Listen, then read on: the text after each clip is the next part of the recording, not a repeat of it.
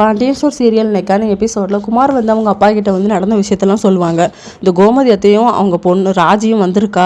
அதுக்கப்புறமா பாண்டியன் கூட வந்து நம்ம பெரியப்பா வந்து பேசிக்கிட்டு இருந்தாரு. எனக்கு நம்ம சந்தேகமாக இருக்குது, பயமாகவும் இருக்குப்பா, நம்ம சொத்தெல்லாம் போயிடும் அப்படின்னு சொல்லிட்டு, அப்படி நான் விட்டுருவேனடா அப்படிங்கிற மாதிரி சொல்லுவார் அவர்.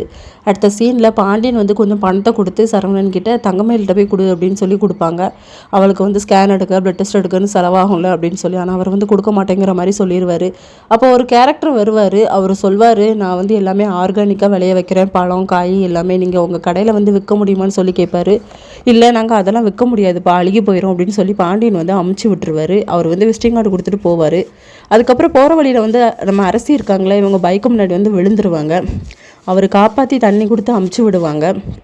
இன்னொரு பக்கம் நம்ம பாண்டியன் வந்து கோமதி கிட்ட வந்து சொல்லிக்கிட்டு இருப்பாங்க, இப்படி அவன் பணம் கொடுத்தேன், அவன் போக மாட்டேங்கிறான், நீனாவது போய் கொடுத்துட்டு வா அப்படின்னு சொல்லிட்டு அவங்க நேராக வண்டியை விட்டு ஆட்டோவில் போய் நேராக பாக்கியத்துக்கிட்ட வந்து பணத்தை கொடுப்பாங்க. இதோட இன்னைக்கான எபிசோட் முடியுது.